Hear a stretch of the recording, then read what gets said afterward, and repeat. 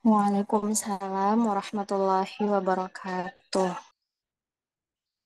Yang terhormat, Ustazah Tirta selaku pimpinan Rumah Quran Nur Hidayah. Yang kami hormati seluruh ustazah dan pengurus Rumah Quran Nur Hidayah. Yang kami banggakan dan sayangi seluruh santriwati Rumah Quran Nur Hidayah dan teman-teman.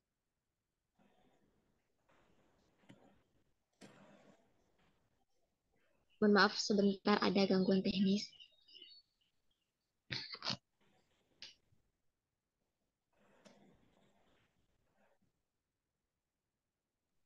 Baik, yang kami banggakan santriwati Rumah Quran Nur Hidayah dan Ukti yang sempat bergabung pada kajian kita pada malam hari ini. Kami ucapkan selamat datang pada kajian memperingati Hari Pahlawan menjadi ibu pembelajar Al-Quran.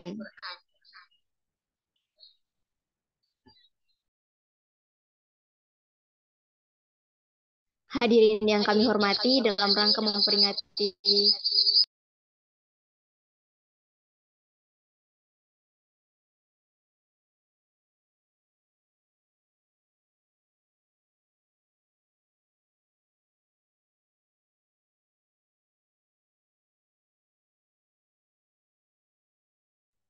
tes.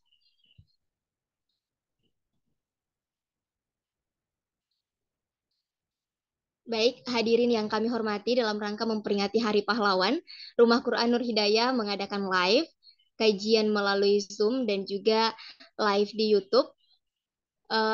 Dan juga nantinya ada khataman Al-Quran dan doa bersama pada puncak acara kita pada tanggal 10 November 2023. Sebelum memulai kajian, saya ingin menginformasikan bahwa di Rumah Quran Nur Hidayah telah membuka kelas tahsin. Jadi, bagi Uhti yang ingin memperbaiki bacaannya, Rumah Quran Nur Hidayah telah membuka kelas tahsin batch 31, di mana pendaftarannya itu pada tanggal 1 sampai 10 November 2023. Dan juga selain kelas tahsin, Rumah Quran Nur Hidayah juga membuka kelas tahfiz untuk para muslimah dan periode pendaftarannya sama, yakni pada tanggal 1 sampai 10 November 2023. Untuk uhti yang tertarik bisa mendaftarkan diri melalui link yang telah disediakan atau mungkin bisa nanti chat ke salah satu ustazah atau pengurus Rumah Quran Nur Hidayah.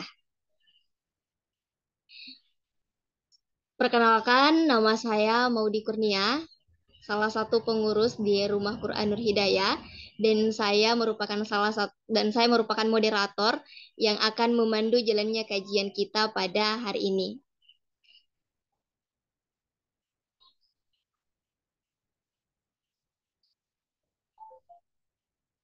Kajian kita pada hari ini akan dibawakan oleh Ustazah Trisuci Andari yang merupakan salah satu ustazah pengajar di Rumah Quran Nur Hidayah. Sebelumnya, Ustazah, Assalamualaikum. Ya, Waalaikumsalam Ukti Maudi. Bagaimana kabarnya Ustazah? Alhamdulillah sehat. Ukti Maudi bagaimana kabarnya? Alhamdulillah. Alhamdulillah sehat Ustazah. Alhamdulillah. Ya, hadirin sekalian, untuk mengefisienkan waktu kita, mari kita dengarkan bersama kajian yang akan dibawakan oleh Ustazah Trisuci Andari.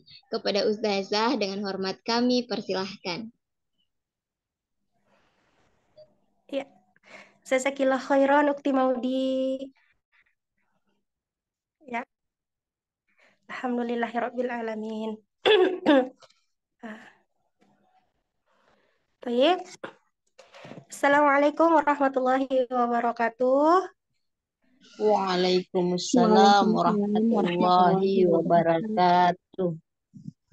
Iya, Alhamdulillah. Apa kabar semuanya? Alhamdulillah Alhamdulillah, baik. Ustazah. Alhamdulillah ya. Semoga yang hadir pada hari ini diberi kesehatan oleh Allah untuk bisa Amin, terus amin ya Allah. untuk bisa terus semangat belajar ya. Jadi minta dulu semangat belajar sama Allah biar belajarnya itu berasa nikmat. Alhamdulillah ya. Toyib, saya buka dulu ya malam ini ya.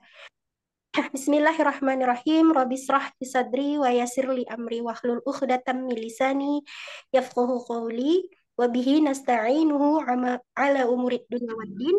Wassalatu wassalamu ala asrafil anbiya'i wal mursalin wa ala alihi wassahbihi ajma'in. Amma ba'd. Alhamdulillah, alhamdulillahirabbil alamin. Puji syukur kepada Allah Subhanahu wa taala yang mana malam ini kita telah diberikan kelapangan hati. Kalau kita pergi kajian, eh, kajiannya butuh perjalanan ke masjid atau ke tempat-tempat tholabul ilmi. Itu kita diberi kenikmatan apa kesehatan. Karena kalau kita nggak sehat ya, kita susah apa namanya ada halangan untuk pergi bertolabul ilmi. Tapi karena kajiannya ada di rumah, hanya tinggal duduk, nyalakan gadget, baik itu handphone maupun laptop. Tapi kalau hati kita nggak pang untuk mengikuti kajian, nah maka walaupun diberi kemudahan seperti ini, hanya tinggal duduk, nyalakan HP, masuk ke link Zoom, maka hati kita nggak akan apa nggak akan males males ikut kajian. Padahal hanya duduk, tinggal buka link HP, tinggal buka link Zoom, tinggal buka HP. Maka kita terima kasih dulu, puji syukur kepada Allah karena Allah bukakan hati kita untuk ringan mengikuti, untuk bisa meringankan, meniatkan hati kita untuk bisa mengikuti kajian malam ini. Ya, kemudian sholawat beriring salam kita hadiahkan kepada junjungan kita, kekasih kita, idola kita, Nabi Muhammad Rasulullah Shallallahu Alaihi Wasallam, yang kelak insya Allah kita mendapat syafaat dari beliau di hari kiamat. Amin ya Rabbal Alamin. Nah, sebelum saya lanjut ke materi apa yang saya sampaikan, nah, Alhamdulillah ya, malam ini kita dipertemukan di majelis yang sangat luar biasa ini untuk saling berbagi ilmu, kiat, kiat-kiat, support untuk menjadi muslimah yang haus akan ilmu, Masya Allah, haus akan ilmu. Jadi kita tuh harus benar-benar apa ya, mau ingin ingin lagi dan lagi belajar. Coba kalau saya beri pertanyaan ya, boleh nanti dijawab kalau ada yang mau menjawab. Kalau disuruh memilih, kalau ada dua pilihan, kita milih yang mana? Kita milih punya anak misalnya ya. Afan ya di sini walaupun yang hadir semua muslimah mungkin ada yang belum berumah tangga, insya Allah nanti akan berumah tangga dan jadi ibu ya. Kalau disuruh memilih antara dua pilihan, yang pertama pilihannya memilih punya anak yang misalnya profesinya apa ya, eh, dokter misalnya, tapi eh, punya profesi dokter, dokternya atau profesinya dengan tingkat pendidikan yang sudah tinggi, misalnya profesor anaknya ya, tingkat pendidikan yang sudah tinggi. Tapi sholat 5 waktunya masih males-malesan. Baca Al-Qur'annya eh, masih nggak bisa baca Al-Quran. Atau kita punya anak yang hanya pendidikannya misalnya sampai madrasah aliyah atau SMA sederajat. Tapi Qori internasional misalnya, hafalannya 30 juz, sholat sunnahnya nggak pernah ketinggalan, aja nggak pernah ketinggalan, apalagi wajib. Nah, kita memilih yang mana? Kalau disuruh memilih dua pilihan tadi, kira-kira ibu-ibu mau pilih punya anak yang mana? Saya nggak buat pilihan ketiga ya, yang profesinya bagus dan eh, apa namanya bacaan Al-Qur'annya bagus. Saya nggak buat tiga pilihan, saya hanya buat dua pilihan. Coba kira-kira kalau ada dua pilihan seperti itu mau milih punya anak yang seperti apa? Wow, Ustazah. Yang kedua, Yang kedua ya. Ustazah. Iya. Yang kedua Ustazah. Masya Allah, pasti kita pilih yang kedua. Toib, karena Apa pesan khususnya dari pertanyaan saya?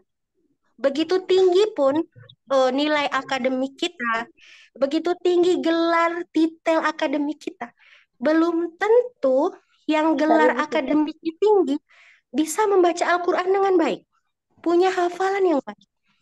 Kalau nilai akademiknya tinggi, bacaan Al-Qurannya baik, hafalannya baik, itu bonus. Belum tentu yang nilai akademiknya tinggi bisa membaca Al-Quran dengan baik. Tajwidnya baik, hafalannya baik, makhorijul hurufnya baik. Nah, untuk menjadikan anak-anak yang seperti itu, bagaimana? Ya kan? Nah, tentunya itu peran seorang ibu yang menjadi sangat dominan untuk menjadikan anak kita menjadi anak yang kita inginkan. Walaupun mungkin nilai akademik di sekolahnya tidak sebagus yang lain, misalnya ada 30 siswa, anak kita hanya di peringkat 12, 15, itu hanya nilai akademik. Tapi bacaan Al-Qur'annya baik, hafalannya baik. Nah, itu kita sebagai ibu harus bisa mensupport dan harus bisa menjadikan apa yang kita mau. Anak kita mau jadi hafiz Quran, mau jadi qori yang bagus, qori yang luar biasa, itu dari ibu. Nah, eh, kembali lagi ke hadis yang sama-sama kita tahu, ada hadis yang mengatakan tolabul ilmi faridotun ala kulli muslim. Apa artinya? Kita sama-sama tahu artinya menuntut ilmu wajib bagi setiap muslim. Hadis ini hadis yang membuat saya eh apa ya? Seperti tergetar gitu. Awalnya saya bukan orang yang cakap dalam membaca Al-Qur'an. Waktu kecil ya, sampai saya usia 20-an, saya hidup di keluarga yang taat ibadah, tapi hanya ya sholat 5 waktu wajib, sholat dikerjakan, puasa, zakat, yang wajib-wajib dikerjakan, bukan dari keluarga yang eh, apa namanya, yang benar-benar luar biasa agamanya gitu. Seperti keluarganya para murabbi-murabbi, bukan. Tapi walaupun hanya orang tua saya mengajarkan sholat seperti tidak boleh tinggal sholat, puasa tidak boleh eh, di, ditinggalkan, bayar zakat, kemudian eh, kalau ada rezeki berhaji. Nah, saya saja bisa menjadi, saat ini bisa duduk menjadi seorang pengajar Al-Quran, baik offline maupun online. Coba kita bayangkan bagaimana kalau kita hidup di rumah tangga yang luar biasa bacaan Al-Qur'annya, yang sunah-sunah semua dikerjakan. Pasti insya Allah akan melahirkan anak-anak yang lebih luar biasa dari orang tuanya. Nah, saya selalu mengatakan sama anak saya, mama aja yang dulu oma kalian itu cuma nungguin mama, ayo sholat, bener nggak gerakan sholatnya? Mama itu sekarang bisa malah ngajarin anak orang. Harusnya kalian yang punya mama seperti mama bisa lebih lagi nanti dari mama. Itu pesan saya sama anak saya. Nah, jadi awalnya ya, eh, dari hadis yang telah kita bacakan tadi, tolabul ilmi faridotun ala kulli muslim. Nah, bersama-sama kita baca hadis tersebut, bahwa kita sebagai muslimah mempunyai kewajiban menuntut ilmu. Terlebih yang terpenting adalah ilmu Al-Quran. Sebagai seorang wanita dan sebagai seorang ibu ya, saya mulai disapa oleh hidayah awalnya. Awalnya saya mulai disapa hidayah. Perlahan namun pasti saya mulai menjemput hidayah yang Allah udah deketin ke saya hidayah. Ini diantar Allah hidayahnya buat saya. Allah nganter hidayah ke saya. Nah, hidayah itu memang benar-benar harus dijemput. Kalau kita sudah disapa sama hidayah, dijemput. Jangan dibiarkan aja, kita udah sering dapat teguran, walaupun ya sekarang itu teguran bisa dari apa aja. Bisa dari story-story WA orang lain, bisa dari story IG, status Facebook, apa segala macam. Eh, Kalau dulu belum ada ya yang begitu-begitu. Tapi alhamdulillah Allah sampaikan hidayah itu ke hadapan saya dan buru-buru saya jemput. Saya yakin saya bisa hijrah saat itu. Dari awalnya hanya seorang wanita biasa, muslimah biasa, yang menutup aurat seadanya, dengan jilbab-jilbab yang masih melilit-lilit ke leher. Nah, hanya dengan berstatuskan muslimah, menjadi sebenar-benarnya muslimah dengan segala bentuk ketaatan saya kepada Allah. Hanya dengan menjemput hidayah yang Allah berikan kepada saya. Ya, jadi hidayah itu memang benar-benar harus dijemput.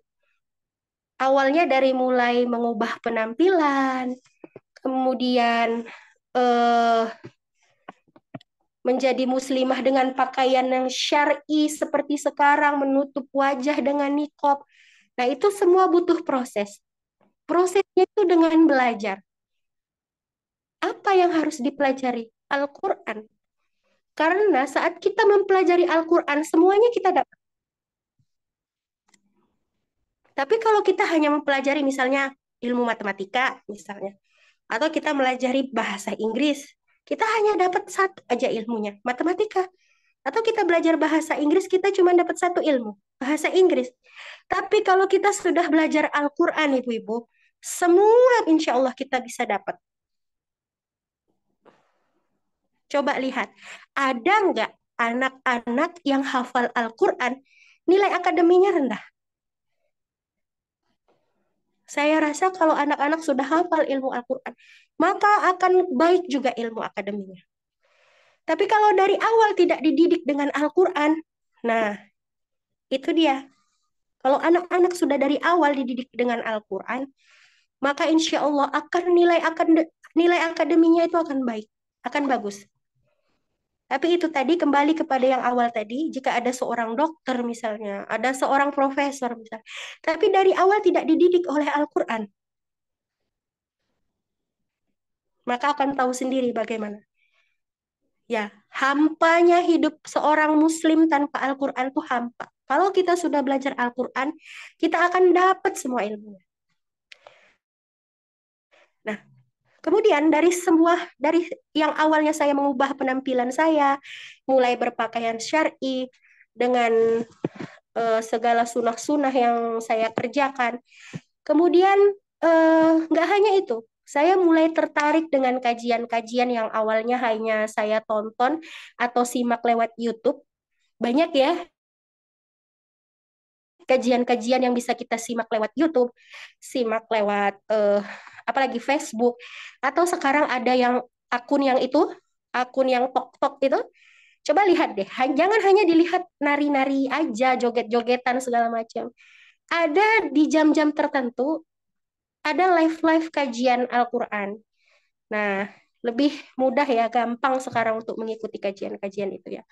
Nah, jadi awalnya tuh saya hanya nyimak kajian lewat YouTube, atau sebisa mungkin gitu karena kawan-kawan saya di lingkungan tempat tinggal saya, nah itu masih hidup dengan kepentingan dunia. Tapi itu tadi, puji syukur alhamdulillah sekali Allah berikan hidayah kepada saya hingga saya mulai membatasi jarak dari kehidupan yang hanya memikirkan dunia. Saya mulai oke, maju nih, kita pikirkan akhirat, kita hidup gak di dunia aja, akhirat lebih penting karena kita abadi di sana ya. Nah, kemudian saya mulai tertarik eh apa namanya? Ikut kajian-kajian. Saya eh mulai cari-cari tahu nih tentang kajian-kajian offline. Nah, eh kemudian saya akui ya, sebelum saya hijrah, saya memang seorang muslimah yang hanya muslimah yang tekun mengerjakan sholat 5 waktu.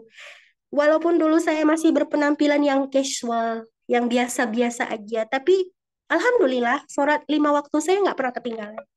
Kemudian baca Al-Quran saya juga nggak pernah ketinggalan. Itu hasil didikan dari ibu saya. Dulu saya sering lihat ibu saya siap sholat, dia buka Al-Quran, baca. Nah, karena saya mengikuti ibu saya, kakak-kakak saya juga begitu gitu. Nah, jadi saya sudah terbiasa, walaupun penampilan saya saat itu masih berkemeja biasa, bercelana panjang dengan jilbab yang ya seadanya, jilbab seadanya gitu. Tapi alhamdulillah saya yang sudah taat dengan sholat 5 waktu, membaca Al-Quran, walaupun membaca Al-Qurannya semampu saya. Belum paham tajwid, ya semampu saya. Tapi saya baca, saya yakin, baca saja. Nah, oleh karena itu saya yakin Allah berikan saya hidayah untuk bisa menjadi muslimah yang lebih baik lagi. Alhamdulillah. Dan saya bisa menjadi sekarang ini, alhamdulillah, itu atas didikan orang tua saya. Itu yang perlu dicatat ya, atas didikan orang tua saya. Nah, kemudian ya sampai pada suatu kesempatan saya bisa bergabung di komunitas tilawah Al-Qur'an yang cukup terkenal di Indonesia. Mungkin dari salah satu kita di sini ada yang ikut ya komunitas itu. Nah, sampai kemudian saya gabung di komunitas itu, cukup terkenal ya di Indonesia komunitasnya. Saya tekuni posisi saya yang awalnya hanya sekedar ikut absen tilawah, sampai bisa menjadi pemimpin ribuan muslimah yang ikut di komunitas itu.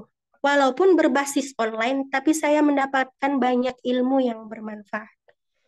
Nah, sampai pada suatu titik di mana ada kajian di daerah saya yang mengatasnamakan komunitas tersebut, yang saya ikuti di kajian pertama itu. Nah, ini nih yang menarik.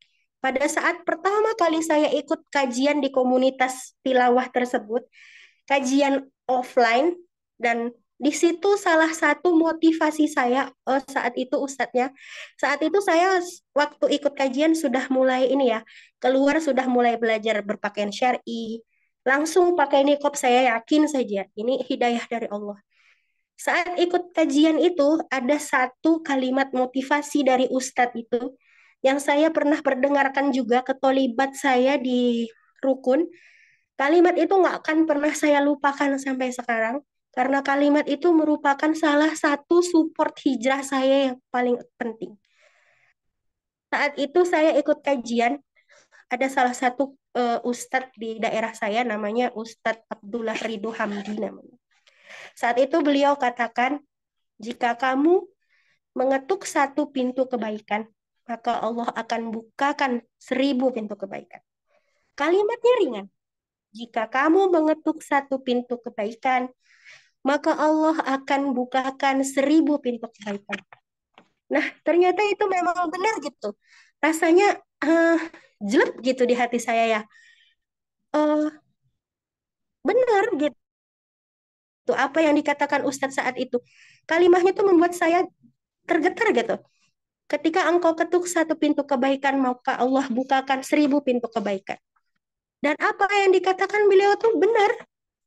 Hanya karena saya hadir di kajian itu, yang saat itu, majelis ilmu tersebut yang saya hadiri itu cuman hanya dari jam 8 pagi sampai jam 9 kalau nggak salah, 1 jam atau 1 jam setengah. Akhirnya saya tahu bahwa pada hari itu, di tempat yang sama, ada 3 kajian berbeda dengan 3 komunitas kajian yang berbeda. Nah, jadinya saya tahu. Nah, selesai ikut kajian itu, saya masuk ke kajian yang satu lagi. Setelah yang satu lagi selesai, ada kajian lagi di Ba'da Juhur. Saya ikut lagi kajian di Ba'da Juhur. Nah, benar nih kata Ustadz itu. Kok saya jadi tahu ya di sini ada kajian 3 kali dalam satu hari? Hanya karena gara-gara itu gitu. Bukankah kajian itu merupakan suatu kebaikan ya? Mungkin ini nih, karena saya memulai satu langkah untuk datang ke satu kajian, maka Allah akan majukan lagi, akan kasih tahu lagi, oh ini ada kajian lagi, ini yang bisa menambah ilmumu, ini lagi, setelah ini ada lagi. Luar biasa. Nah, kemudian akhirnya saya setiap hari Ahad saya rutin mengikuti kajian itu. Tentunya dengan izin suami ya, ibu-ibu ya. Jangan datang ke kajian kalau suami nggak izin. Jadi izin dulu mau ikut kajian misalnya. Jangan sampai ikut kajian tapi suami nggak ridho pergi aja. Nah, rayu suaminya. Kalau suami nggak boleh pergi kajian sama suaminya, dirayu dulu. Oh ini ilmu lupa misalnya ya. Jadi ikut kajian itu izin suami dulu. Nah, Toyib.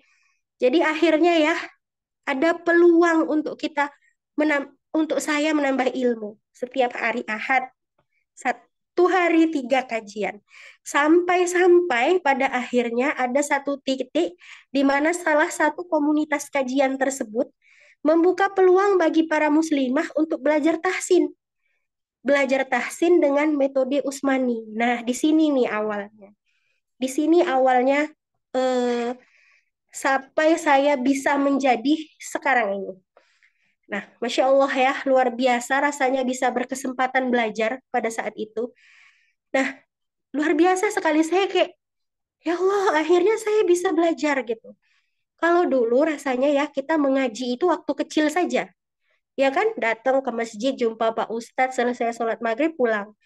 Tetapi di usia yang saat itu saya sudah mempunyai anak, sudah berstatus ibu rumah tangga, bisa belajar Al-Quran itu suatu hal yang luar biasa. Ya, akhirnya saya tahu bacaan saya selama ini, yang tadinya saya begitu yakin kalau bacaan saya itu sudah benar, ternyata masih bacaan saya itu keliru di sana-sini. Itu yang menjadikan kita, kalau kita belajar, semakin tekun kita belajar, semakin banyak ternyata yang kita tidak tahu. Contohnya ya, kalau kita belajar Al-Quran, semakin tekun kita belajar. Oh ternyata yang ini nih aku salah. Pasti kita ada merasa seperti itu. Oh ini ternyata aku keliru. Ternyata aku belum benar. Makanya saya selalu bilang ya, semakin kita banyak belajar, semakin banyak yang kita tidak tahu. Makanya kalau kita sudah tekun belajar, sudah nikmat belajar, pasti kita makin banyak merasa ingin tahu kita itu lebih lebih lagi gitu. Oh, bagaimana kalau begini? Bagaimana kalau ini? Nah, jadi semakin kita banyak belajar, semakin kita banyak yang tidak tahu. Nah, disitulah saya anggap itulah kenikmatan yang Allah beri kepada para tolabul ilmi, para pencari ilmu. Ya, jadi Allah kasih kenikmatan untuk kita terus ingin tahu. Tapi kalau Allah sudah cabut kenikmatan untuk kita, datang ke kajian males.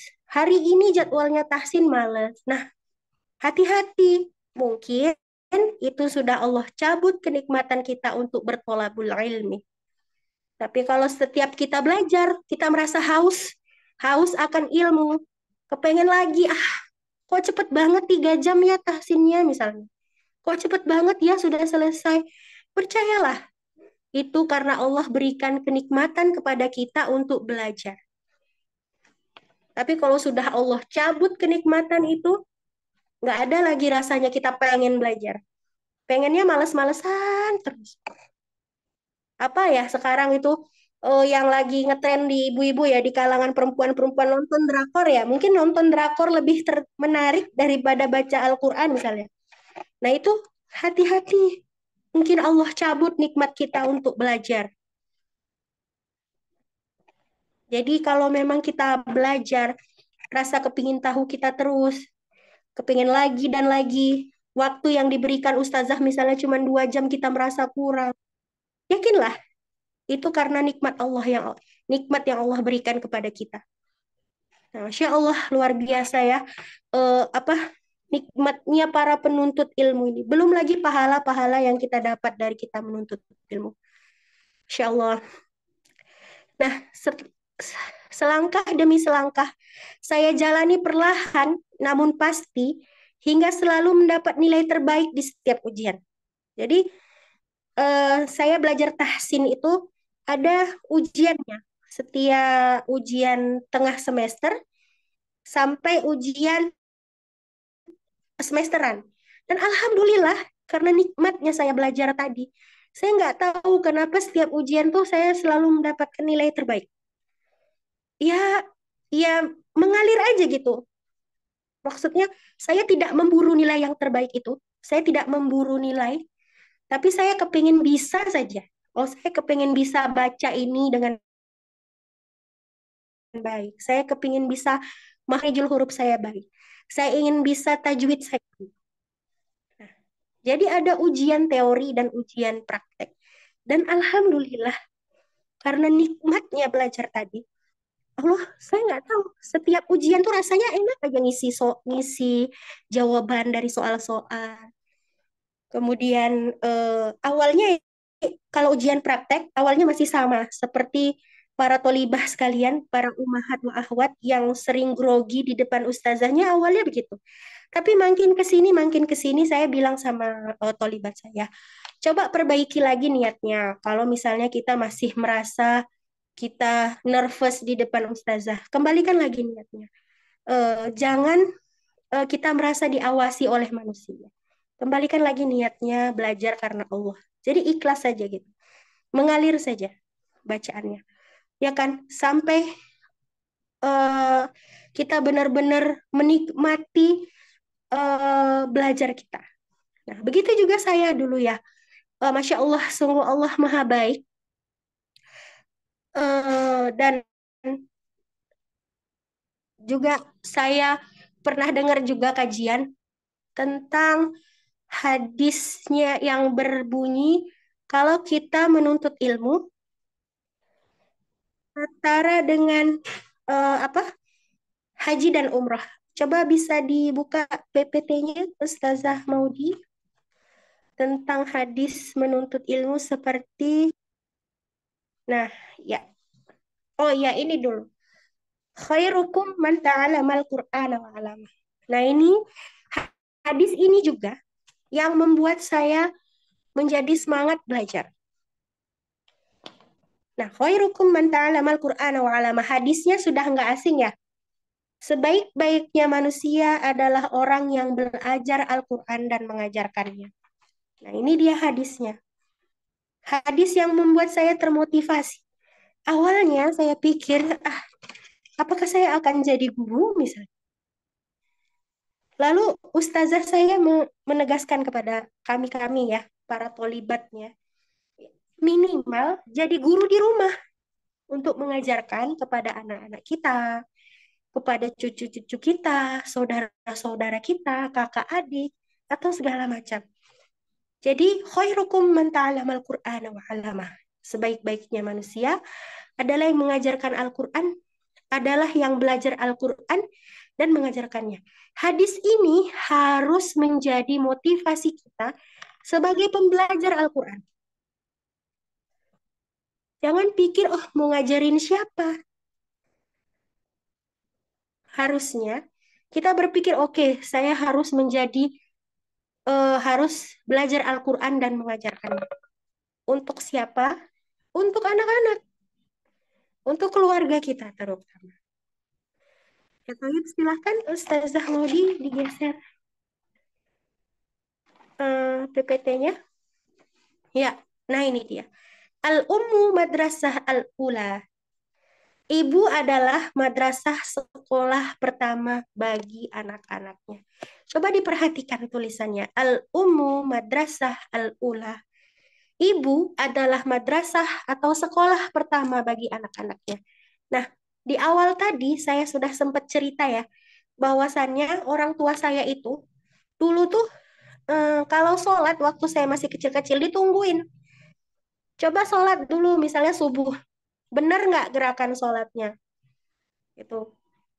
Benar nggak? Setelah ini gerakannya ini. Coba sholat asar gerakannya setelah ini. Nah, itu tadi. Karena itulah. Karena ibu saya yang berikan motivasi seperti itu.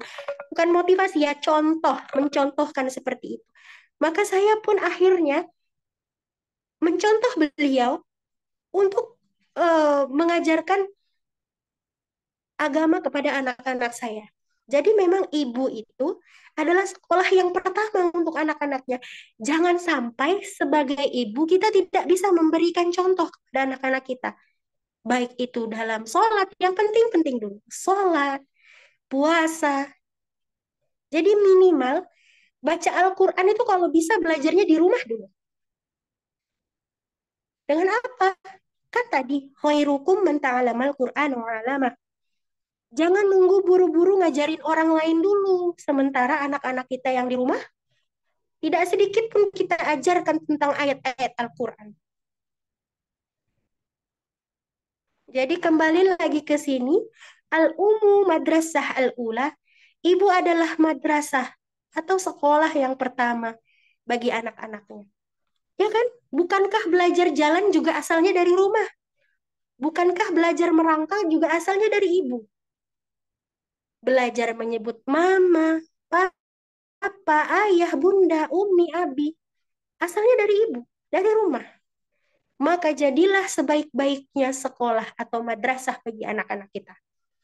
Jadilah ibu yang benar-benar bisa menjadi guru untuk anak-anak kita, cucu-cucu kita mungkin nanti.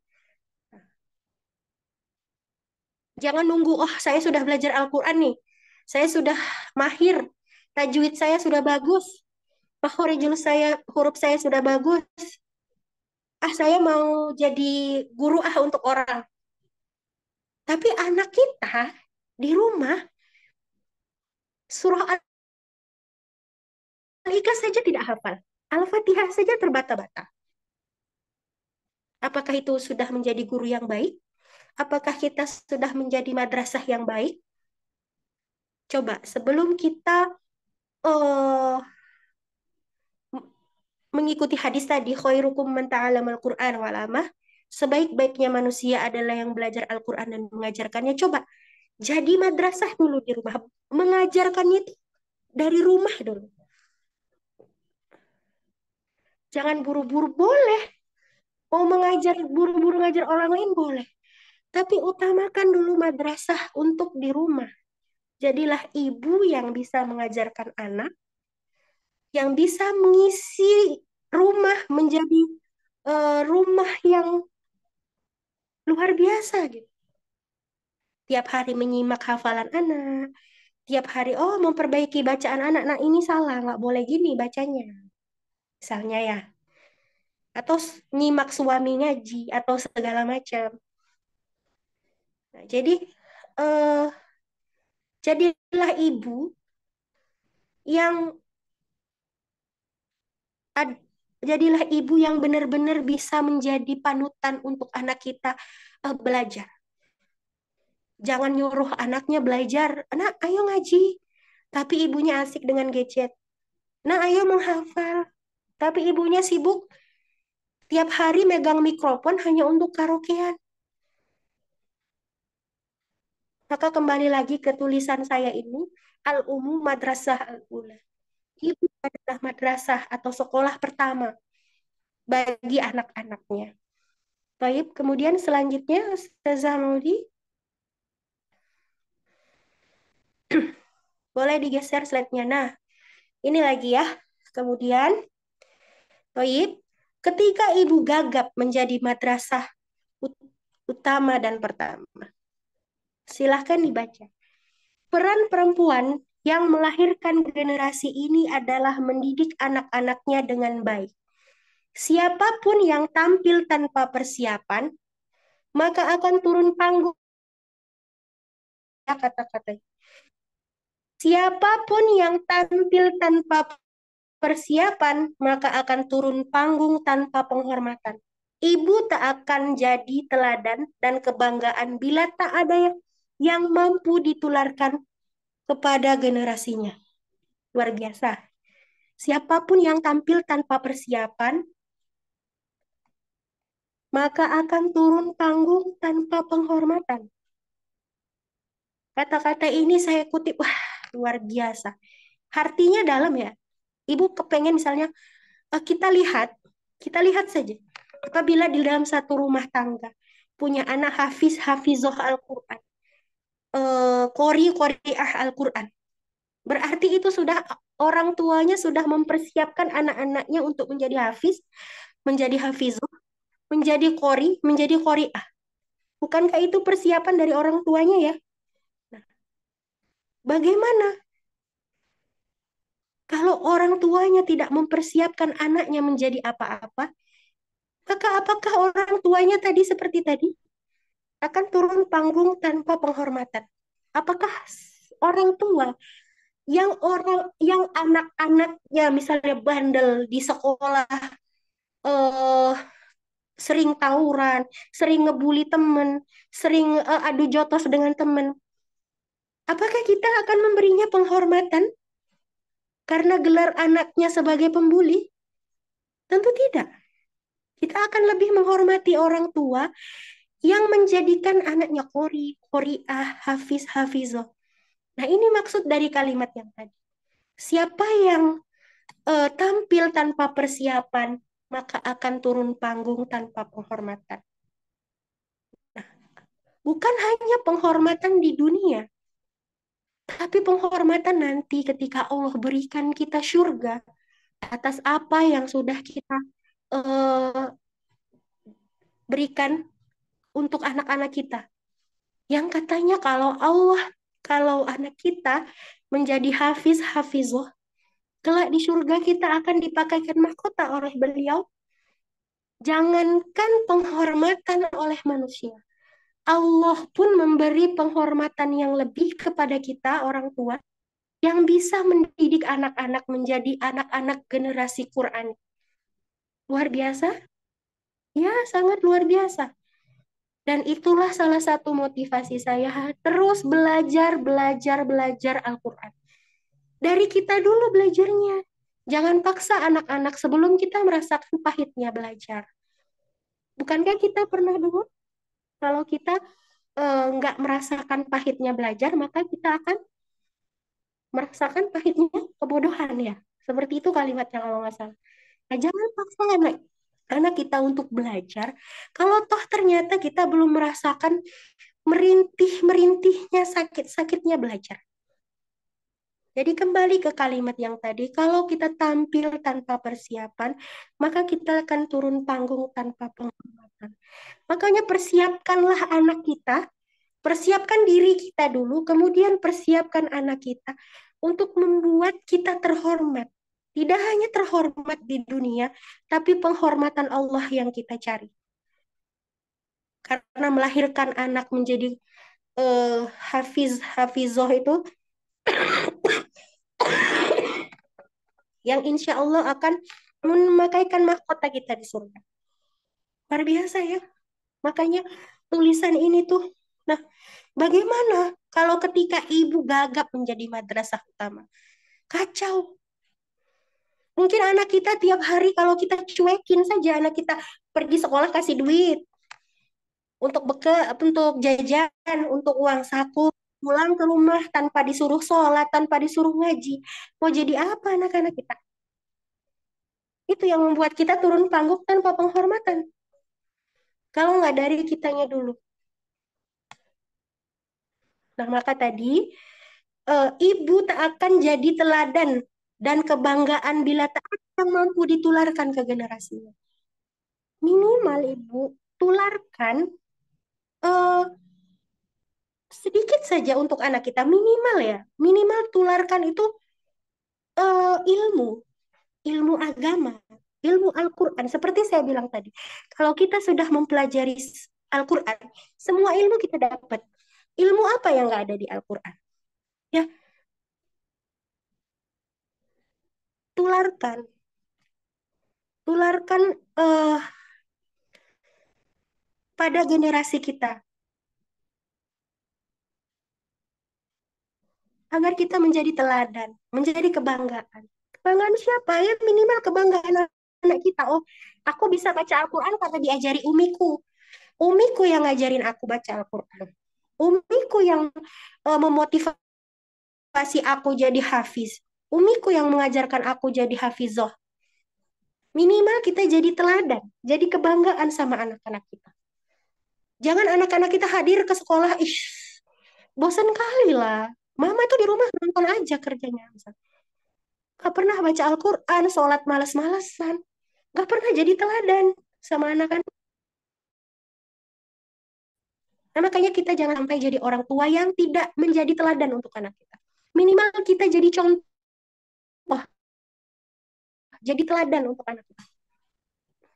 Jadi gitu ya, jangan ketika ibu gagap menjadi madrasah utama dan pertama, nah itu dia, ibu yang tidak bisa menjadi teladan untuk anak-anaknya. Silakan Okti mau di slide selanjutnya.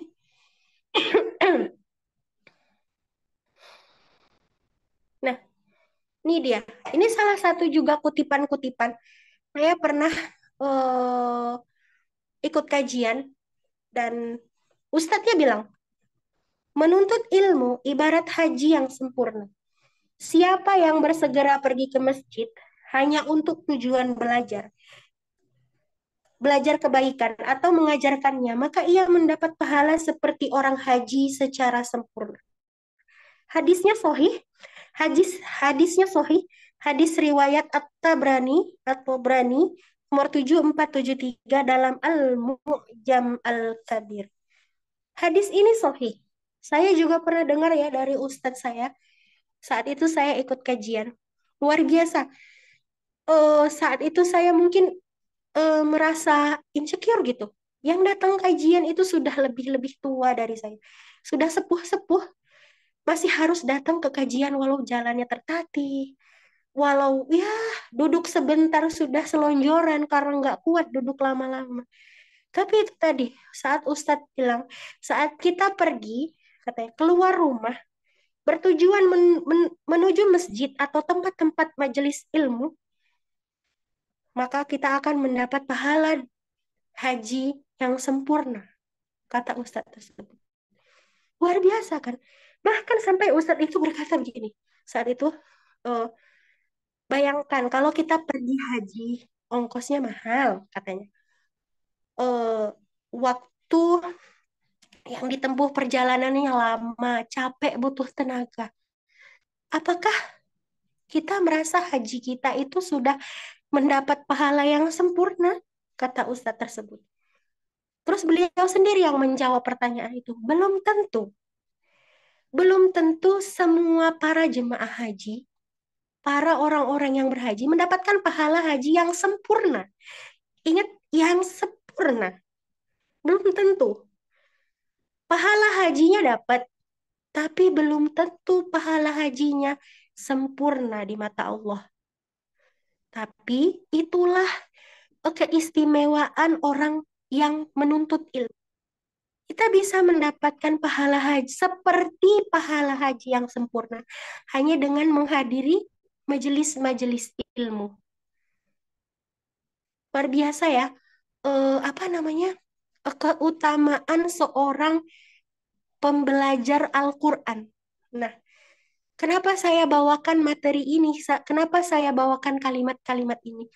Saya ingin, saya tuh memotivasi akhwat wa ummahat semua untuk jangan malas belajar. Jadi begitu dikasih eh, tema materi ini, Ibu pembelajar Al-Quran. No, saya nanya ke pengurusnya, ini lebih ke sharing apa ya Ustazah?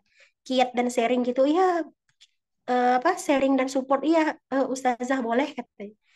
Nah, saya cuman ingin kita ya yang sudah ibu-ibu ini dan akan menjadi ibu, tolonglah semangat belajar. Untuk siapa? Untuk anak-anak kita saja minimal. Jadi kita ini bisa menjadi teladan bagi anak-anak kita. Nah, apalagi menuntut itu luar biasa. Pahalanya itu luar biasa. Disamakan dengan pahala haji dan umroh yang sempurna. Nah, makanya ya selalu minta sama Allah, berikanlah kenikmatan untuk menuntut ilmu. Kenikmatan untuk belajar. Baik, silakan. Selanjutnya, Ukti Maudi. Boleh dibuka slide selanjutnya, Ukti? Ya, sebelum ini, ada lagi sebelum ini? Tidak ada ya? Tidak ada Ustazah. Nah, ya, baik. Sebelum ini ya, saya mengakhiri kajian kita malam ini, ada satu lagi nih pesan saya sebagai pembelajar Al-Quran, ibu pembelajar Al-Quran. Jadi, eh, pesan saya, kalau ada ya misalnya suami kita mungkin yang belum taat beribadah, yang kita sudah mulai belajar beribadah dengan sebaik-baiknya, dengan yang sunnah semua kita kerjakan, menuntut ilmu Al-Quran sudah kita kerjakan, tapi suami kita belum, misalnya masih ogah-ogahan, sholat paling Jumatan doang misalnya, atau sholatnya kalau bulan Ramadan doang, coba dimotivasi ibu suaminya ya, karena pesan saya, jadilah suami yang paham agama. Untuk apa? Kalau suami nggak paham agama, bagaimana bisa mengajarkan istrinya untuk paham agama? Kemudian, jadilah istri yang paham agama, supaya bisa mengajarkan kepada anak-anak kita perihal tentang ketaatan kita beragama. Nah, kemudian setelah suami, jadilah suami yang tak paham agama untuk mengajarkan istri, jadilah istri yang paham agama untuk mengajarkan ke anak-anak. Anak-anak apa? Jadilah anak-anak yang paham agama untuk bisa mendoakan orang tuanya. Jadi ibu-ibu, bagaimana anak-anak kita bisa mendoakan kita sebagai orang tuanya kalau nggak dari motivasinya dari orang tua dulu? Nah, jadi urutannya seperti yang saya bilang tadi.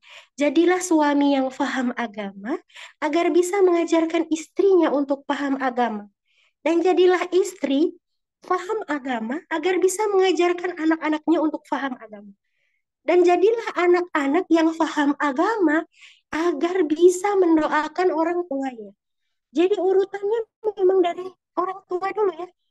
Jadi supaya kita ini mau pas sudah nggak ada, sudah meninggal, bagaimana anak-anak kita bisa mendoakan kita kalau dari awal kita tidak mengajarkan agama kepada anak-anak kita. Dan kesemuanya itu berawal dari apa? Ilmu Al-Quran. Karena seperti yang saya bilang tadi, kalau sudah mempelajari Al-Quran, semuanya kita akan dapat.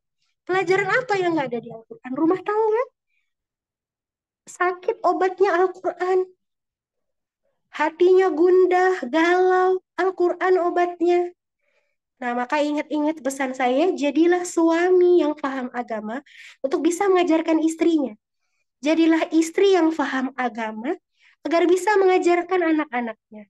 Dan anak-anak harus paham agama agar bisa mendoakan orang tuanya. Baik, dan kesemuanya itu berawal dari Al-Quran. Maka ibu-ibu semuanya, mungkin di sini semuanya tolibah rukun ya, tolibatnya rukun, baik itu kelas tahsin maupun kelas tahfidz. Saya selalu katakan kepada tolibat saya, kepada peserta holakoh saya, kalau berdoa, jangan lupa minta kenikmatan untuk beribadah dan kenikmatan untuk tolabul ilmi, kenikmatan untuk mencari ilmu. Karena kalau ilmunya sudah nggak nikmat lagi saat kita mencari ilmu tapi nggak ada rasa nikmat lagi, percayalah itu karena sudah Allah cabut kenikmatannya. Jadi saat kita tolabul ilmi, saat kita nikmat menuntut ilmu, akan ada rasa kepingin lagi, kepingin tahu dan ingin tahu dan ingin tahu. Nah, maka dari itu pesan saya, semangatlah mempelajari Al-Quran. Siapa tahu yang baru sekali ini misalnya ikut gabung di rukun, belajar tahsin atau tahfiz, bisa jadi ada tahu kajian-kajian lain mungkin yang di-share dari teman-teman tolibahnya. Seperti yang saya katakan tadi, ketika kamu membuka satu pintu kebaikan, maka Allah bukakan 1000 pintu kebaikan. Dan pesan saya, mintalah terus kenikmatan beribadah dan kenikmatan untuk menuntut ilmu. Jadi jangan berhenti gitu. Saya bisa menjadi sekarang ini, bisa menjadi duduk di sini memberikan sharing motivasi kepada semuanya, bukan melalui jalan yang mudah, melalui jalan yang saya bilang terseok-seok gitu. Dari yang lidah saya ini sangat kaku sekali membaca Al-Quran. Yang tadinya yakin saja kalau bacaan saya benar, ternyata bacaan saya salah semua setelah dikoreksi. Kan mencapai sekarang ini bukan bukan bermudah-mudahan belajar langsung bisa, tidak. Ada di mana halangan-halangan itu ada, rintangan-rintangan itu ada banyak sekali. Tapi halangan dan rintangan itu akan terasa ringan kalau kita memang betul-betul meluruskan niat kita belajar hanya karena Allah, hanya karena bertujuan ingin melahirkan generasi-generasi Quran. Maka sekali lagi, mintalah sama Allah kenikmatan belajar dan kenikmatan menuntut ilmu. Ya, jangan bosan menuntut ilmu. Karena ingat urutannya. Jadilah suami yang paham agama agar bisa mengajarkan istri. Jadilah istri yang maha paham agama agar bisa mengajarkan kepada anak-anaknya. Dan anak-anak harus paham agama agar bisa mendoakan orang tuanya. Baik, mungkin itu saja yang bisa saya sampaikan malam ini. Jazakumullah khair yang sudah dari awal sampai akhir menyaksikan kajian ini. Nah, mungkin mohon maaf apabila ada kekurangan saya sebagai manusia dalam menyampaikan sesuatu. Mohon maaf apabila ada yang kurang berkenan dari saya. Percayalah itu bukan saya sengaja mungkin ya. Dan mohon maaf juga yang ada perbedaan waktu mungkin sudah terlalu malam di sana. Mohon maaf juga karena salah dan hilaf itu tempatnya saya sebagai manusia. Karena kesempurnaan itu hanya ada pada Allah. Ingat pesan saya, eh, dia berdoa mintalah selalu kenikmatan untuk beribadah dan kenikmatan untuk menuntut ilmu.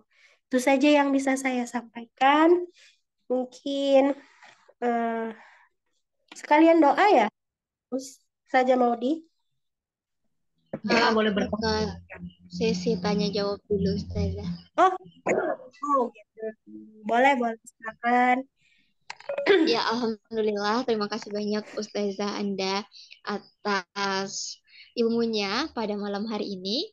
Dan sebelumnya kami juga mengingatkan kembali bahwa di Rumah Quran Nur Hidayah telah membuka kelas untuk tahsin dan tahfiz.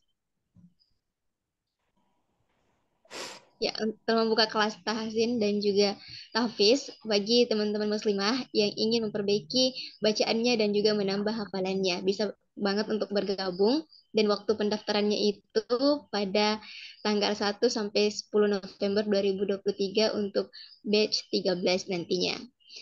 Baik, ini sudah ada yang raise hand, Masya Allah, tabarakallah, semangat belajarnya sangat-sangat luar biasa.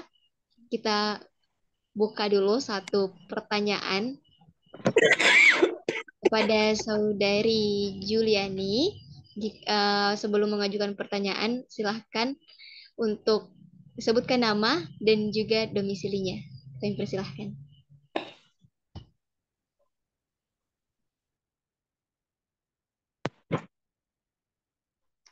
Baik, Sah. Terima kasih sebelumnya atas waktu yang diberikan. Perkenalkan, nama saya Juliani. Saat ini saya tinggal di daerah Bukit Tinggi, Sumatera Barat. Assalamualaikum warahmatullahi wabarakatuh. Ustaz Anda, Alhamdulillah ketemu di Zoom ini. Kebetulan saya Ya. adalah termasuk salah seorang dari yang belajar bersama beliau. Di sini saya bertanya, Zah, mohon maaf. Tadi kan Ustazah sampaikan bahwa sebaiknya seorang ibu menjadi madrasah pertama buat anaknya. Dan kebetulan, alhamdulillah, anak saya saat ini kan berumur 5 tahun. Dia sudah masuk dalam sebuah kelompok kelompok tahfiz, dan selama tahfiz di rumah biasanya saya menyarankan dia untuk murojaah. Cuman kadang Alif. Afwan tadi sambil bertanya juga.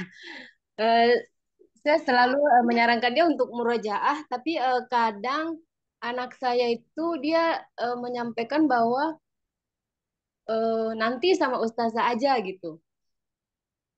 Seperti itu jawabannya. Padahal sebelum dia masuk tahfiz, eh, saya mencoba mengajarkan dia tentang bacaan Al-Quran yang betul. Alhamdulillah dia selalu ikuti. Jadi istilahnya tidak ada komentar, misalnya salah salah Umi, bukan yang begitu Ustazah. Bacanya seperti ini. Istilahnya dia tetap nurut gitu, Zah.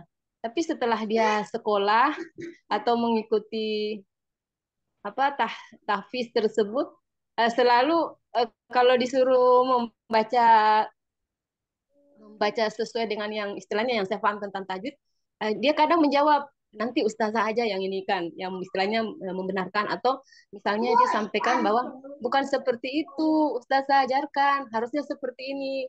Nah gitu, mungkin mohon sarannya ustazah bagaimana untuk uh, menyikapi masalah seperti ini. Artinya jadi tidak ini sama anak begitu. Jadi istilahnya walaupun dia masih umur 5 tahun, tapi dia sudah punya prinsip harus sepertinya. Jadi jangan sampai kita satunya maunya seperti ini, satunya mau seperti itu, Ustazah. Ya mohon inilah sarannya seperti apa untuk Ya, baik. Jazakillah khair, Ummu Alif. Alhamdulillah ya malam ini hadir juga. Nah, pertanyaannya ini buat saya senyum-senyum sebenarnya. Jadi, kebetulan saya dan di sini mungkin ada Ustazah Syahrani ya. Kami juga memegang dipercayakan untuk mengajar tahfidz anak-anak. Nah, ya begitu. Laporan orang tua itu seperti Ummu Alif ini. Jadi kalau di rumah disuruh murojaah, kata ustazah nggak gitu, salah gitu ya. Pasti ustazahnya yang dibenarkan. Nah, alhamdulillah Ibu, eh, tanpa mungkin tanpa kita sebagai ibu, anak kita mungkin nggak akan ngaji di tempat yang sudah Umu Alif tentukan itu. Kalau nggak dari kita ya, kan nggak mungkin gurunya yang ayo sini masuk ke sini aja nggak. Pasti itu dari kita. Jangan takut, maksud saya, pasti Umu Alif gini, kehilangan eh, pahala ya, atau nggak tidak dianggap sebagai madrasah yang terbaik di rumah ya. Anak-anak memang begitu.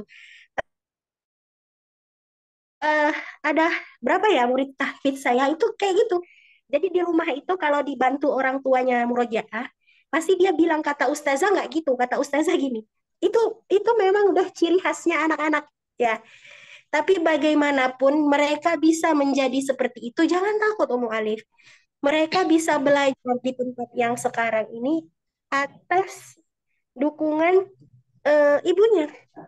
Walaupun setelah belajar, ustazahnya yang contoh. Nah, berarti sedikit banyaknya dia sudah mendapatkan ilmu. Walaupun dia bilang kan kata ustazah gini, memang gitu anak-anak. Itu sudah sudah menjadi ya itu jiwanya anak-anak seperti itu gitu. Jadi jangan jangan takut dibilang bukan madrasah terbaik untuk anak-anak, jangan. Nah, karena anak-anak juga bisa belajar di tempat yang sekarang itu, saya yakin itu karena dukungan dari eh, ibunya. Jadi nggak apa-apa. Karena memang anak-anak begitu. Di mana-mana. Bukan hanya Alif ya. Alif ya yang Tafis ya gitu ya. Nah, bukan hanya Alif mungkin. Bahkan murid saya hampir semuanya seperti itu. Kalau diajari orang tua yang enggak, kata ustazah enggak gini bacaannya. Nah, selama yang diajarkan gurunya itu betul, baik untuk anak kita, nggak apa-apa. Walaupun dia bilang, kata ustazah nggak gini. Ya, nggak apa-apa. Namanya guru pasti ngajarkan yang terbaik untuk anaknya. Jangan takut dianggap bukan menjadi ibu yang baik karena tidak mengajarkan anaknya di rumah, tapi percayalah, satu dukungan untuk Umu Alif untuk bisa memasukkan anaknya ke grup tahfidz itu sudah dukungan yang luar biasa. Nggak akan anak kita bisa masuk ke grup tahfidz itu kalau nggak dukungannya dari kita. Walaupun pada akhirnya tetap Nggak gitu, kata ustazah nggak gitu. Kata ustazah gini, di mana-mana anak-anak memang seperti itu. Ya, nggak apa-apa Om Alif. Ya, yang penting support aja. Ayo nak murojaah. Kayak kayak mana kata ustazah tadi? Bagaimana kata ustazah? Oh gitu kata ustazah ya. Coba apa yang dibilang ustazah tadi kerjakan. Coba misalnya Umi mau dengar apa yang dibilang ustazah. Nah gitu. Oh iya bagus kasih support. Oh iya benar. Oh itu kata ustazah nak. Iya kata anaknya. Oh iya alhamdulillah. Berarti itu kata ustazah ya gitu. Gak apa-apa support aja anaknya. Walaupun kita tidak bisa mendidik secara sebaik ustazahnya di sekolah, sebaik ustazahnya di tempat mengaji, minimal support kita untuk anak itu bisa terus senang belajar di majelis ilmunya. Nah, itu juga sudah merupakan bagian dari madrasah yang terbaik di rumah. Gitu ya Umu Alif. Jadi nggak apa-apa walaupun dia bilang kata ustazah nggak gitu. Coba, ayo apa tadi kata ustazah? Yang dibilang ustazah gimana? Coba praktekkan. Nah, gitu. Ya, alhamdulillah. Gimana Umu Alif? Masih ada Ustazah. pertanyaan lain atau masih ganjel nih pertanyaannya? Sudah cukup untuk sama-sama. Terima kasih, Zah. Ini kebetulan Nanya juga lagi dengar. Ya, alhamdulillah Ya pertanyaan Allah. yang luar biasa sudah dijawab oleh Ustazah. Dan mohon maaf, eh, kita membuka satu lagi pertanyaan. Kita hanya membuka satu lagi mengingat waktu. Dan Ya. untuk yang belum mungkin bisa nanti didiskusikan lebih lanjut. Saya persilahkan ke Uhti Rosia. Silahkan. Jangan lupa menyebutkan nama dan asal domisilinya, Uhti. Baik, bismillahirrahmanirrahim. Assalamualaikum warahmatullahi wabarakatuh. Waalaikumsalam warahmatullahi wabarakatuh. Sebelumnya, perkenalkan nama saya Rosia Derani, saya dari Bogor. Mohon maaf Ustazah, tadi sebelumnya saya tidak mengikuti kajian dari awal karena baru lihat tadi juga dari grup. Langsung saja Ya. Ustazah, saya mau menanyakan kaitan dengan semangat dalam tolabul ilmi ya. Yang membuat saya mengganjal gitu di hati ketika kita semangat-semangatnya dalam menuntut ilmu dan kita berusaha untuk menyibukkan diri gitu ya Ustazah. Meskipun mungkin keterbatasan entah mungkin dari kondisi atau apapun itu, tapi satu sisi ketika ada peluang itu, di sisi lain justru seolah-olah seperti kita harus apa ya istilahnya? Kita harus memberikan waktu untuk bisa apa ya namanya? Contoh seperti kemarin Ustazah, saya kan berusaha untuk mencari kesibukan. Nah, termasuk dari mengikuti program ini One Day One Ayat. Qadarullah saya mendapatkan banyak ini juga gitu ya, halang rintangnya juga.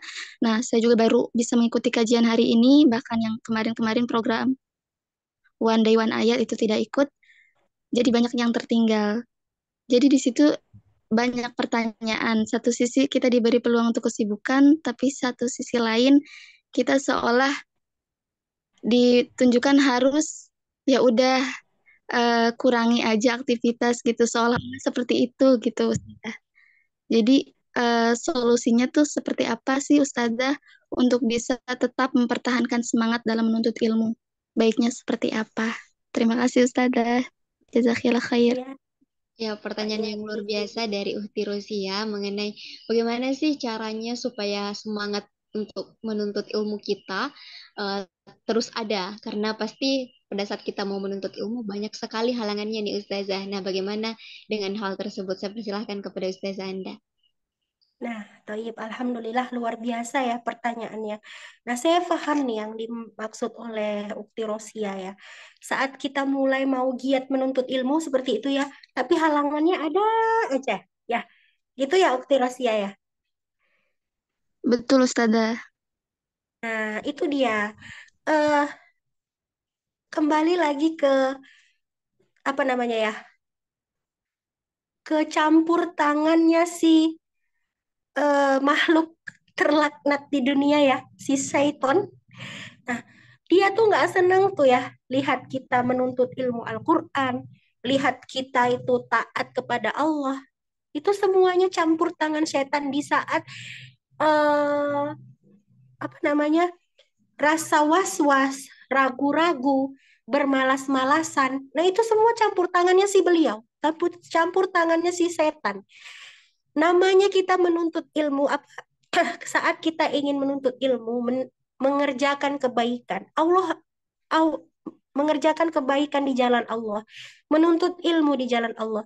Setan itu nggak akan tinggal diam. Maka saat sudah merasa diri kita ini, oh ini ada kesempatan belajar, tapi kok aku nggak punya waktu ya, sibuk terus. Nah, itu dia yang menjadi halangan apapun di dunia ini yang kita lakukan yang untuk kebaikan. Setan tuh nggak seneng. Jadi coba lurusin lagi niatnya gitu. Kalau memang benar-benar mau belajar, lurusin lagi. Kalau ada bisikan-bisikan nggak usah. Kamu masih sibuk misalnya, kamu sibuk skripsi, kerjain aja dulu skripsinya. Ngapain ikut kelas tahsin malam ini? Kalau ada rasa yang seperti itu misalnya. Nah, itu pasti asal muasalnya dari setan. Karena setiap perbuatan manusia untuk kebaikan, setiap kebaikan yang dikerjakan manusia, setiap niat baik yang akan manusia kerjakan, kalau punya rasa, oh kok sibuk terus ya saya, kok nggak punya waktu. Nah, percayalah, itu campur tangan setan yang nggak mau kita itu menjadi manusia yang lebih baik dari sekarang. Kemudian saat saya mengikuti satu komunitas yang saya bilang tadi, komunitas tilawah. Nah, di situ ada satu pesan yang sampai sekarang masih saya ingat. Jangan nunggu punya waktu untuk tilawah atau belajar, tapi sempatkanlah untuk punya waktu tilawah atau belajar. Paham ya maksud saya, Ukti Rosia? Jangan nunggu punya waktu luang, kita baru baca Al-Quran, tapi percayalah, kalau kita sudah baca Al-Quran, pasti kita selalu bisa meluangkan waktu untuk membaca Al-Quran. Kalau kita menunggu waktu kita luang, baru baca Al-Quran, percayalah kita nggak akan sempat punya waktu luang. Tapi kalau kita meluangkan waktu untuk membaca Al-Quran atau belajar Al-Quran, insya Allah pasti akan Allah siapkan waktu kita. Karena Al-Quran itu kita nggak bisa merubah isinya, tapi isinya bisa merubah kita. Percayalah. Jadi pesan saya untuk Ukti Rosia, jangan nunggu punya waktu luang untuk belajar, tapi luangkanlah waktu untuk belajar. Karena saat kita meluangkan waktu untuk belajar, Allah akan permudah segalanya. Jadi jangan abaikan aja tuh bisikan-bisikan setan. Ah, nggak usah belajar, nggak usah malam ini, nggak usah ikut kajian. Tapi luangkanlah waktu. Jangan nunggu waktu luang, tapi luangkanlah waktu. Nah, toib. Itu saja mungkin jawaban dari saya. Apa sudah menjawab atau perlu jawaban lain? Baik, Silakan, Ukti. baik syukron. Jazakallah khair Ustazah. Sudah cukup. Masya Allah. Ingat ya, jangan nunggu waktu luang, tapi luangkanlah waktu. Apalagi untuk Al-Quran. Siap insya Allah Ustazah. Insya Ya, Allah, terima taib. kasih Ustazah. Allah. Ya, ya silahkan. Ya, Madi. ya terima kasih banyak Ustazah atas jawabannya dan juga kepada kedua penanya tadi terima kasih atas partisipasinya. Dan untuk pertanyaan yang belum terjawab, silahkan teman-teman bisa masuk dan bergabung di grup. Sebelumnya silahkan daftar melalui link dan nantinya akan bergabung di grup untuk kajian-kajian selanjutnya. Dan kita juga bisa saling memberi bertanya tentang ilmu dan insya Allah kalau ustazahnya luang akan dijawab juga oleh ustazah. Jadi pertanyaan di room kali ini kami batasi mengingat karena waktu juga. Kami ucapkan banyak terima kasih. Alhamdulillahirabbil alamin. Kita sudah lewati kajian kita dan jangan sampai keluar dari room ini tidak ada yang bisa dibawa keluar. Saya harap apa yang menjadi pembelajaran kita, apa yang telah kita pelajari pada hari ini dapat dimanfaatkan dalam keseharian kita. Baik itu kita sebagai calon ibu ataupun sekarang sudah menjadi ibu bagi anak-anaknya. Terima kasih banyak Ustazah Trisuci Andari atas waktunya dan juga ilmunya yang sangat luar biasa. Tentunya untuk kita para muslimah. Dan izinkan saya untuk membacakan kesimpulan bahwa peran ibu sangat menentukan seperti apa masa depan anaknya. Dan juga tentang menuntut ilmu, jangan tunggu waktu untuk belajar, tapi bagaimana kita untuk meluangkan waktunya kita untuk belajar. Selain itu, sebaik-baiknya manusia adalah orang yang belajar Al-Quran dan mengajarkannya.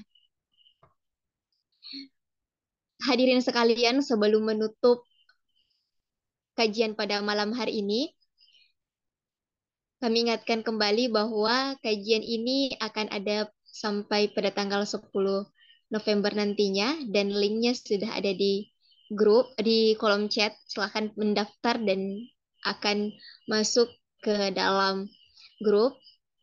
Besok juga ada kajian terkait dengan bacaan, sudah betulkah bacaan Al-Fatihah kita? Semoga kita semua selalu diberikan semangat untuk terus belajar di jalan kebaikan. Sebelum kajian ini berakhir, mari kita foto bersama terlebih dahulu kepada para hadirin untuk membuka kamera. Ya,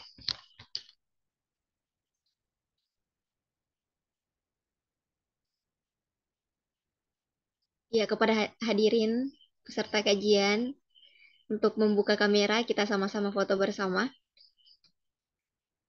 1, 2, 3. Ulang sekali lagi. 1, 2. Belum. Ya, silakan diperbaiki posisinya masing-masing.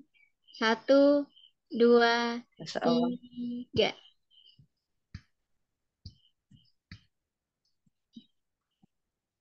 Alhamdulillah, subhanakallahumma wa bihamdik, asyhadu an la ilaha illa anta astaghfiruka wa atubu ilaik. Mohon maaf atas segala kekurangan. Wassalamualaikum warahmatullahi wabarakatuh. Sampai jumpa di kajian selanjutnya. Warahmatullahi wabarakatuh. Syukron Ustazah. Waalaikumsalam warahmatullahi wabarakatuh. Terima kasih Ustazah.